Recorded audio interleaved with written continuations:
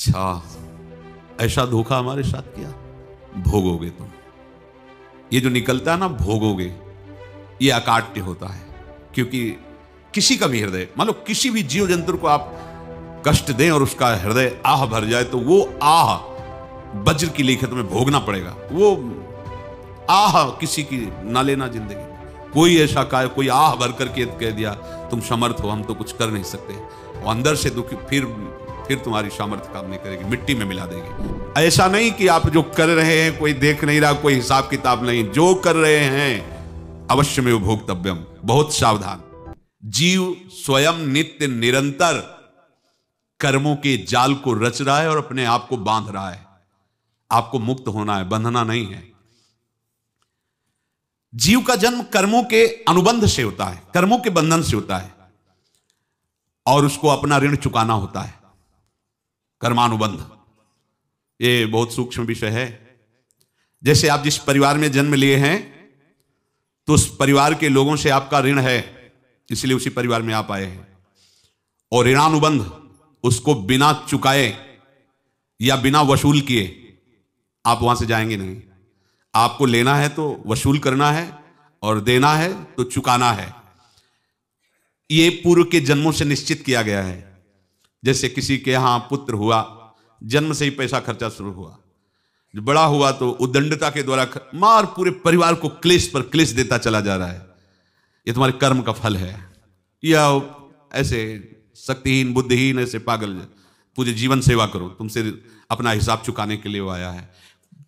अब परिवार के जो सदस्य जुड़े आके, मतलब पत्नी आते ही पूरी हृदय में आनंद, परिवार में आनंद, और जीवन भर वो आनंद ही सुख देने के लिए उसका जन्म हुआ। वो अपना ऋणानुबंध मुक्त, और आते ही भयंकर क्लेश खड़ा कर दिया, बीच में दीवाल और झगड़ा वैसा, फिर अतरे दिन मारपीट शुरू, कलह अशांति, पूरा जीवन नर्क हिसाब करने आए। यहां ऋण चुकाए बिना कोई जा नहीं सकता, ऋण चुकाना पड़ेगा। किसी का ऋण वसूल करना है तो किसी को ऋण चुकाना है, दोनों काम करने होते हैं। अनेक जन्मों में अनेक लोगों के साथ हमने जो बर्ताव किए हैं, अच्छे या बुरे, वो होंगे। अब किसी आदमी को हम जानते नहीं, अचानक मिला, अचानक टक्कर लगाओ, मार पीट गाली गुप्ता सब कर दिया, चुपचाप सह लो। क्यों? ये आपका हिसाब है, पूर्व का हिसाब। हमारा उससे कोई द्वेष नहीं, कोई संकल्प नहीं। अचानक घटना घटी और हमसे द्वेष करने लगा, हमें पीटने लगा, हमें गालियां दे, ये हिसाब है, चुपचाप सह जाओ। अपने घर का भाई ही भारी दुश्मन बन गया और क्लेश, हिसाब है। एक प्रभुदत्त ब्रह्मचारी जी की वाणी में पढ़ा था, एक महात्मा जी भ्रमण करते थे, तो उस समय असरफियां चलती थी, मोहरे असरफियां, तो उनको भेंट में देते लोग। तो या तो ठाकुर सेवा में लगे तत्काल, या संत सेवा में तत्काल लगे। उसका संग्रह करके डोलना ये ठीक नहीं है, बैरागी के लिए सिद्धांत में ये ठीक नहीं है। तो जब 2, 4, 6, 8 ऐसे मोहरे हुई, तो उन्होंने विचार किया कि और भ्रमण करके जब काफी मोहरे हो जाएंगी, तो प्रयागराज में जब कुंभ पड़ता है, एक बार पूरे सब अखाड़े के संतों को, अलग अलग संप्रदाय सब संतों को बुलाएंगे और सबको पाएंगे। अब साधु है तो यही विचार करेगा, और क्या विचार करेगा। तो उन्होंने ऐसे डंडा बनवाया, बेंत, जो ऊपर से चूड़ीदार और भीतर पोला, और मोहरे उसमें डालते गए। और भ्रमण, जहां जहां श्रद्धालु भगत थे सबके यहां जाना और इच्छा रखना कि एक मोहर तो दे ही दे दक्षिणा में। कामना कोई भी हो वो बांधती ही है, ध्यान रखना। इसीलिए प्रभु जो चाहे वो करे, अपनी चाह नहीं रखनी चाहिए, अपनी चाह प्रभु की चाह में मिला देनी चाहिए। धीरे धीरे वो छड़ी भर गई, भ्रमण करने वाले महात्मा चूड़ी लगाई, इंतजार करते रहे। जब प्रयाग का कुंभ पड़ा तो चले। तो रास्ते में एक गांव में पूछा जाता है, जैसे कहीं रुको कि कोई श्रद्धालु ऐसा है जो संत सेवी है। तो कुछ लोगों ने बताया, हाँ एक परिवार है बहुत संत सेवी है और आपको मिलाते हैं उनसे। आइए महाराज, घर में रुका, खूब अच्छा हलवा पूड़ी पवाया, और जो घर के मालिक थे चरण दबाए। चरण दबाते दबाते उनकी दृष्टि पड़ी उस डंडे पे, इतना मोटा और ऊपर से कुछ चूड़ी सी भी नजर आ रही, इस डंडे में तो कोई रहस्य है ही है। अब महात्मा जी को खवा पिला के सुला दिया। महात्मा जी जब सो गए तो पत्नी से धीरे से कहा, वो डंडा लाओ बाबा जी का। डंडा, वो चूड़ीदार जो ही खोला पलटाया तो सैकड़ों मोहरे। ऐसे संत रोज पधारे भगवान, तुम आनंद हो जाए फिर क्या। पत्नी से कहा नाप के कंकड़ लाओ। अब वो तो महात्मा जी तो खाए खीर पूड़ी, आराम से सो रहे।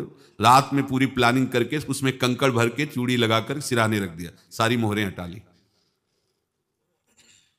महात्मा जी आराम से छड़ी उठाए तो वजन पक्का। वैसे बड़े लोग चतुर होते हैं, पर ये नहीं जानते कि कर्म कितना भयानक होता है। और उनकी कोई संतान नहीं थी, पर धन में इतना प्रेम उनको था। बहुत सावधान साधु महात्माओं के पास जो अर्थ है, गृहस्थी अगर आता वहीं से है, पर अगर उसको जोर जबरदस्ती या किसी छल कपट से, तो वो उसका विनाश ही करता है। आज तक का प्रमाण है। अब उनको ये भाव पता नहीं होगा, या पता होगा तो लोभ के कारण वो उसको मान नहीं पाए होंगे। महात्मा जी गए प्रयाग में, किसी अखाड़े पर रुके और वहां प्रार्थना की कि कल जो है संपूर्ण अखाड़ों का निमंत्रण किया जाए और सब संतों को भोग पवाया जाए, उनको दक्षिणा भी दी जाए। महंत ने सोचा कि बहुत बड़ा है तो उत्सव है, क्योंकि प्रयाग में कितने हजारों संत महात्मा सब। तो उनका महाराज बोरों इसमें चीनी और टीनों घी लगेगा, सब व्यवस्था। बोले आप मंगाइए, एक एक हिसाब हम करेंगे, हमारे पास सब व्यवस्था है। बोले कुछ तो पहले दे दो, इकट्ठे देंगे हम। उनको था कि अगर हम छड़ी खुला और दो चार मोहरे दी, किसी को पता लग गया तो गड़बड़ हो सकती। बोले हम भंडारे के समय आखिरी में सब कुछ आपको दे देंगे। ठीक है। वो अपने पास से पैसे लगाकर खूब जितना सामग्री सब लाए, लाखों की, और सब संतों को निमंत्रण कर दिया। संत जन निमंत्रित हो गए, भंडारा बन रहा है। तब वहां के महंत है, उनका देखो भंडारा भी बन रहा है, संतों को निमंत्रण। अब आप अर्थ की व्यवस्था कीजिए, क्योंकि इतनी बड़ी हमारी सामर्थ्य नहीं थी जितना हमने किसी तरह हमने व्यवस्था की। अब मुझे अर्थ चाहिए, तभी आगे की व्यवस्था बढ़ेगी। संतों को दक्षिणा देंगे और जिनसे अर्थ लिया उनको दे। देखो रसोई बन गई है सब। दुर्गा छत में विश्वास नहीं तो ये अभी चूड़ी खोली। उनको तो था ना कि मोहरे हैं कंकड़। तो अब जैसे कितना उनको सदमा लगा होगा, हजारों संतों का निमंत्रण, रसोई बन, मतलब संत हो के छल कपट। तो उनका महाराज आपने तो हमारा नाश कर दिया, जो महंत थे। अब बताओ रसोई बन गई, संत निमंत्रित हो गए, और आप ये कंकड़ दिखा रहे हैं हमको। आपने तो हमें बर्बाद कर दिया, हमारी इतनी सामर्थ्य नहीं थी, आप पहले बता देते। संत होकर ऐसा छल कपट। अब वो बोले तो क्या बोले, क्योंकि उनको पता था कि मोहरे हैं इसमें। अंदर से उनका चिंतन गया उसी सेठ के पास, अच्छा ऐसा धोखा हमारे साथ किया, भोगोगे तुम। ये जो निकलता है ना भोगोगे, ये अकाट्य होता है। क्योंकि किसी का भी हृदय, मान लो किसी भी जीव जंतु को आप कष्ट दें और उसका हृदय आह भर जाए, तो वो आह वज्र की लेखत में भोगना पड़ेगा। वो देखो भीष्म जी को भोगना पड़ रहा है ना। सांप को ऐसे धनुष की नोक से उठाया और बंबूल के कांटों के ऊपर फेंक दिया, कई दिन तक सेदा हुआ, वो आह भर करके मरा। तो आपको 6 महीने बाणों की सैया पर आह किसी की ना लेना जिंदगी में। कोई ऐसा कहा, कोई आह भर करके कह दिया तुम समर्थ हो, हम तो कुछ कर नहीं सकते, और अंदर से दुखी, फिर तुम्हारी सामर्थ्य काम नहीं करेगी, मिट्टी में मिला देगी। फिर ये तो संत थे, और भगवत आराधना के लिए, संत आराधना के लिए ही ऐसा किए हुए थे। अब इनका कैसे मुंह दिखाएं, अब क्या करें।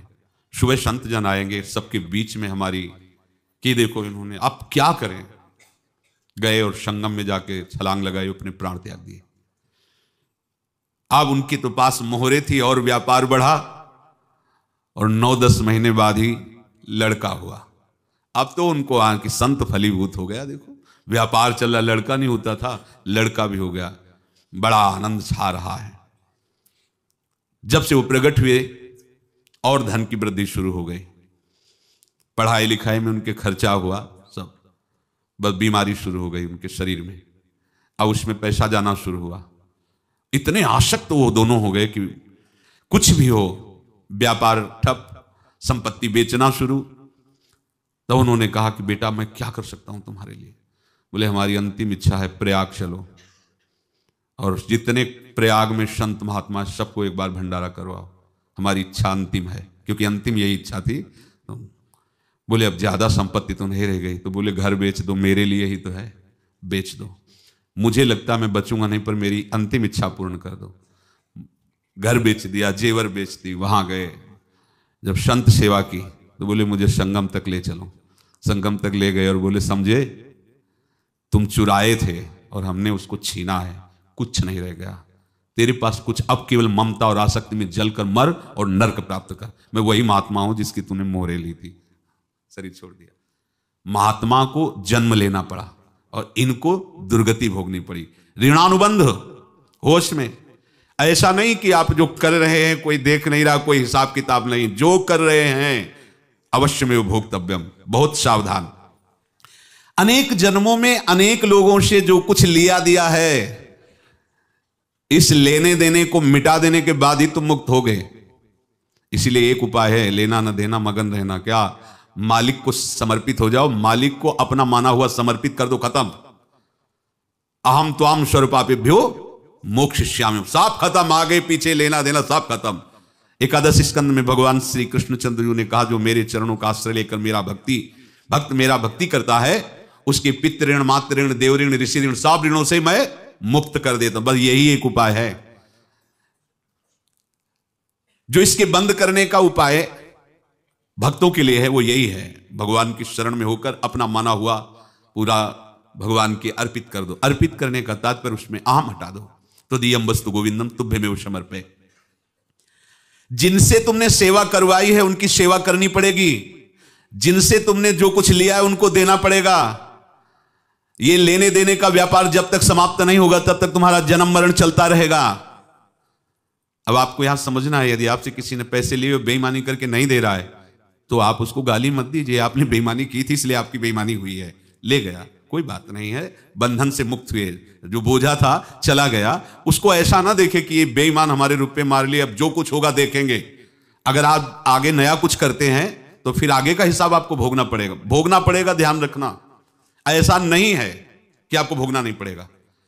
एक ही उपाय है कि अब जो शरीर धारण किए इसी में जो भोग ले, आगे ना होना चाहिए।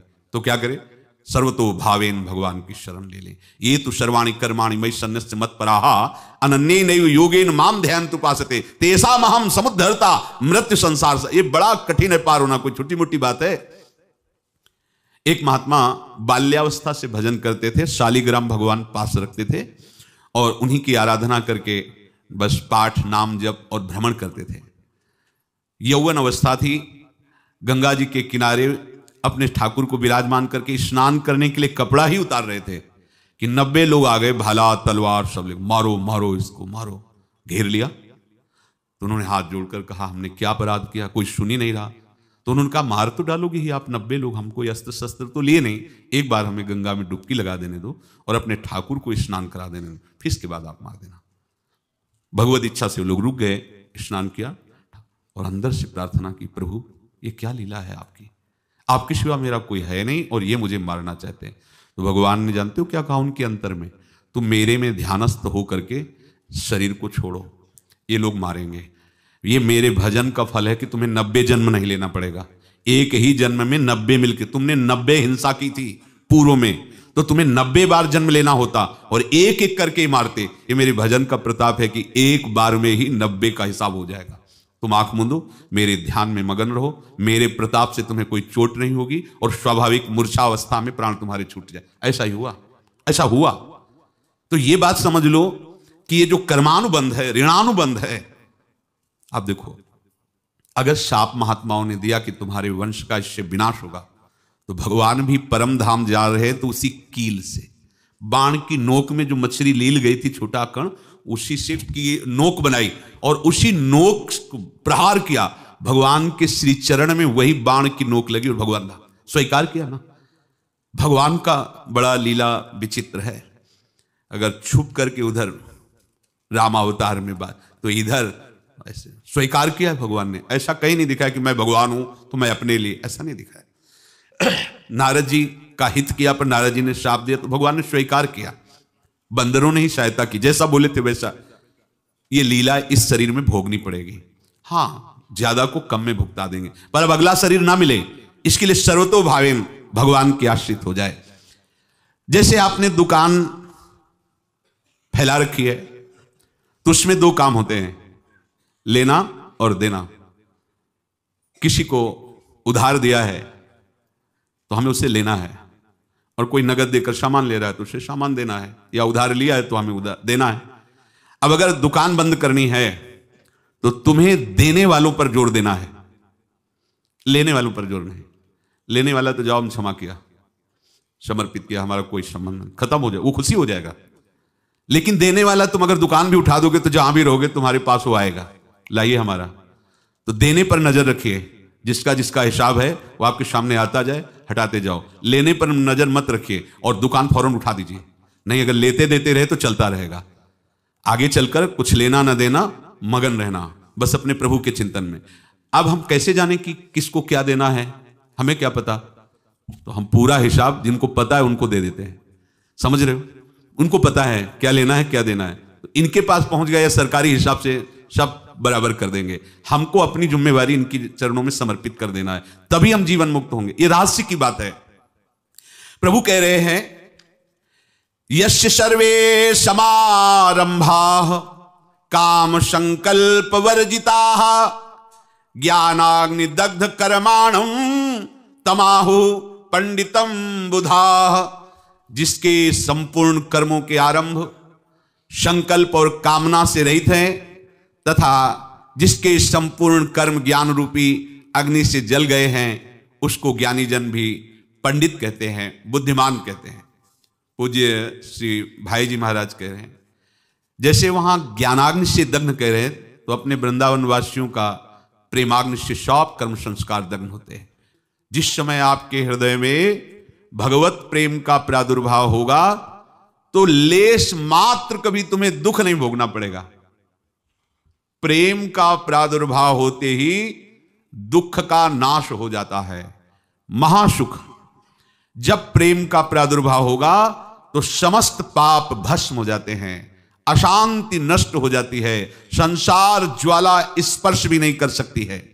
जब भगवत प्रेम का प्रादुर्भाव होता है तो हो सकता है उस उपासक के जीवन में दुखों का पहाड़ टूट पड़े, परिवार खिलाफ, शरीर रोगी, अव्यवस्था, बहुत बहुत कुछ, सब कुछ। कह रहे हैं इतना सब होने पर भी उसके हृदय में कोई भी दुख नहीं होता। ऐसा सामर्थ्यशाली भगवत प्रेम है। भगवान के चरणारविंद का जिसके हृदय में प्रेम है, भारी से भारी दुख भी उनको विचलित नहीं कर सकता।